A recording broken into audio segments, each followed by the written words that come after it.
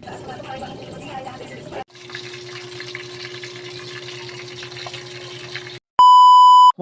up guys? New day, new opportunity. Ngayong araw ay may poging bibisita sa aming bahay kaya may oportunidad na naman akong tatanggapin ngayong araw. Alright. Dito nga ay nagpasama na ako sa kuya ko dahil nga ibibisitang pogi sa atin ngayon at tanghali na ako nagising niyan kaya medyo late na. Kailangan na naming magmadali.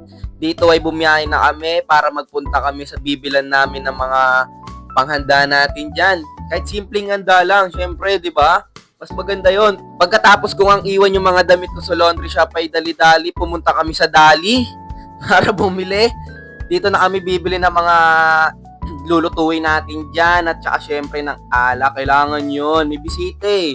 Yan, bumili kami ni kuya ng bangus. Kinuha ko yung maraming taba. Yan, pagkatapos kong kumuha ng bangus, yan, pipili naman ako ngayon ng alak namin. Ito na lang ng pili ko. P-shot. At pagka-uwi ko nga sa bahay, yun na, dyan na tayo magluluto. Umpisahan na natin ang pagluluto para mabilisan lang. Yan na, ininit ko na yung kawali. Nakapaglagay na rin ako ng mantika dyan at ilalagay ko na lang ang bangus. Tingnan mo naman yan, di ba? Ayan lang, okay na eh. Pares yan sa p-shot talaga.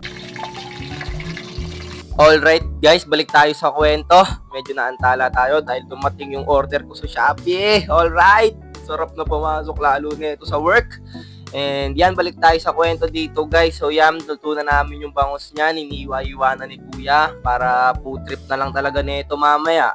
Pero ako, pagkaluto pa lang, food trip na, di ba? Tingnan mo naman yan kasi ang sarap naman yan. Lalo pag madami talagang taba yung bangus guys, yun talaga yung perfect doon. Ako, yun yung kinakain ko talaga sa bangus. Masarap. Ayun yan, tingnan mo. Tamang food trip pa din. So yan, di pa tayo dyan. Nood muna tayo ng basketball. Pasig versus Caloocan. Congratulations sa inyo. Pasig, ang ganda ng laban kahapon. Di nga kami nakapunta ni Kuya sa Nova Desi. Dahil dun nga ginanap yung laban kahapon. Alright, so yan, dumating na sila Papa. Di na namin na-videoan yung pagdating nila. Pero yan, pagdating nila, niready na namin kagad yan. Sabay inom na. Diba? Ano pang inaantay natin dyan? Hindi naman natin kailangan mag-warm up yan. Wala nang warm up yan. Bakbakan na agad. Welcome sa inyo. Shoutout kay Frijan at sa'yo, Papa. Maraming salamat sa pagsuporta mo palagi sa amin ni Kuya sa mga desisyon namin. No matter what happens, nandiyan ka talaga palagi. Pares kayo ni Mama. Kaya love na love ko kayo eh. And yan ang purpose ng family. Diba?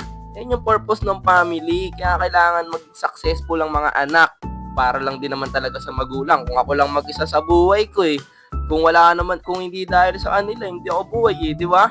Ayun ang pinakamagandang gift. Hindi ko na kailangan ng kahit anong gift na ibigay sa akin ng magulang ko. Binigyan nyo ako ng hininga, sapat na yon. At dito na nga natapos ang magandang araw ko. Maraming salamat sa panonood. Kung nagustuhan mo nga ang video na to, ay follow mo na ako para kasama ka sa mga upload ko pang mga video. Ayun lang ngayong araw. Hanggang sa muli. Peace!